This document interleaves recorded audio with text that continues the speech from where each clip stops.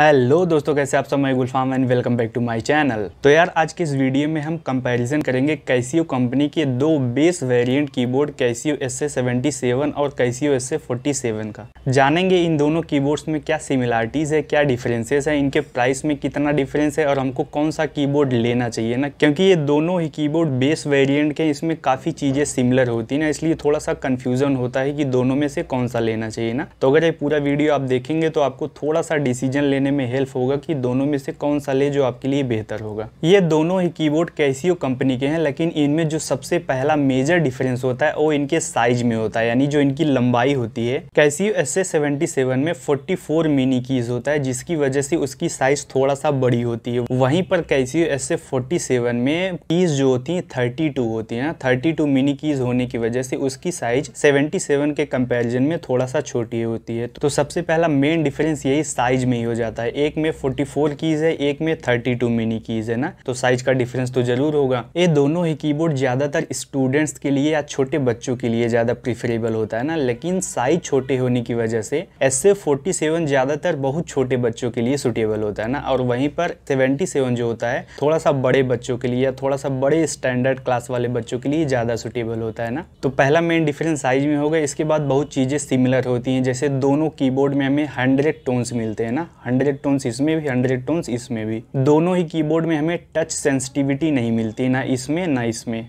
दोनों ही कीबोर्ड्स में 8 notes of पॉलीफनीज मिलती हैं, दोनों में ना 8 नोट्स ऑफ पॉलीफनीज। दोनों ही कीबोर्ड में 50 अलग अलग स्टाइल्स हमको मिलता है ना, जिसको हम लोग अलग अलग तरीके से बजा सकते हैं दोनों कीबोर्ड में। दोनों ही कीबोर्ड में हमें प्रैक्टिस करने के लिए 10 थीम्स मिलता है, इनबिल्ट थीम्स मिलता है ना, ये भी दोनों कीबोर्ड में होता है। दोनों ही कीबोर्ड में ड्रम्स या पैड बजाने के लिए डायरेक्ट ऊपर 5 बटन्स होती है लाइन से ना, यानी इन 5 बटन्स को दबाकर हम लोग ड्रम्स या पैड्स बजा सकते हैं। दोनों ही कीबोर्ड में हमको डिस्प्ले मिलता है, छोटा छोटा डिस्प्ले दोनों होता है। 47 में थोड़ा सा छोटा होता है और 77 में थोड़ा सा उससे बड़ा होता है, लंबा होता है। जो भी हम लोग बजा रहे हैं, जो हमारा रिदम चल रहा है, जो हमारा सॉन्ग साउंड चल रहा है, जो भी हमारा टोन चल रहा है, इन सारी चीज़ों को हम लोग उस डिस्प्ले पे देख सकते हैं ना। कीबोर्ड्स में डिस्प्ले का होना बहुत ज़रूरी होता है। अगर डिस्प्ले नहीं होगा तो हमको पता नहीं चल पाएगा कि हमारा रिदम कौन सा चल रहा है, टेम्पो कितने पे सेट है ना, टोन कौन सा चल रहा है। तो इन सारी चीज़ों को जानने के लिए डिस्प्ले जब रहता है तो उस पर सारी चीज़ें हम देखते रहते हैं। तो इन दोनों कीबोर्ड्स में आपको डिस्प्ले मिल जाएगा, जिसपे ये सारी चीज़ें आपको दिख जाएंगी। दोनों ही कीबोर्ड के साइड में आपको 2 स्पीकर देखने को मिलेगा, एक इस साइड में, एक इस साइड में। अब 77 का स्पीकर जो होता है थोड़ा सा ज़्यादा पावर वाला होता है और 47 वाला थोड़ा सा कम पावर वाला होता है, लेकिन होता दोनों में है 2 स्पीकर। वेट की बात करें तो वेट में 77 थोड़ा सा ज़्यादा होता है, 1.8 kg के आसपास होता है, और यहीं पे 47 1.2 kg के आसपास होता है। तो थोड़ा सा 77 वजन होता है और 47 थोड़ा सा हल्का हो जाता है, क्योंकि साइज छोटी है तो हल्का तो होगा ही। दोनों ही कीबोर्ड में ये बहुत अच्छी बात होती है कि हम लोग दोनों कीबोर्ड के या तो बिजली से या तो बैटरी दोनों से चला सकते हैं ना। अगर बिजली से चलाना चाहते हैं तो इसके साथ में हमको एडाप्टर मिलता है, उसका यूज करके चला सकते हैं। नहीं तो दोनों कीबोर्ड में हमको 6 AA साइज की बैटरी लगा के चलाने का भी ऑप्शन मिलता है। यानी अगर हम लोग बिना बिजली का कहीं भी ऐसे पोर्टेबिलिटी अगर चाहते हैं, अगर कहीं रैंडमली चलाना चाहते हैं, हमारे पास अगर 6 AA साइज की बैटरी है तो उसको लगा के दोनों कीबोर्ड को ऑपरेट कर सकते हैं ना। ये बहुत अच्छी बात है, कीबोर्ड में बैटरी का सपोर्ट होना चाहिए। उसके बाद दोनों ही कीबोर्ड को हम लोग ईयरफोन लगा के चला सकते हैं। जैसे अगर हम लोग बहुत लाउड नहीं सुनना चाहते, किसी दूसरे को नहीं सुनाना चाहते हैं, तो दोनों कीबोर्ड में हेडफोन या ईयरफोन लगाने का ऑप्शन मिलता है। ये भी बहुत अच्छी बात है। ईयरफोन भी बड़े काम का होता है, रात में प्रैक्टिस करने के लिए बहुत काम आता है। अब बात करें अगर प्राइस की, तो प्राइस में डिफरेंस रहता है, अच्छा खासा डिफरेंस रहता है, क्योंकि इन दोनों कीबोर्ड में सिमिलरिटीज तो बहुत है, लेकिन इसके साइज में, कीस में डिफरेंस आ जाता है, जिसकी वजह से इसके प्राइस में डिफरेंस देखने को मिलता है। अब जो 47 होता है छोटा वाला,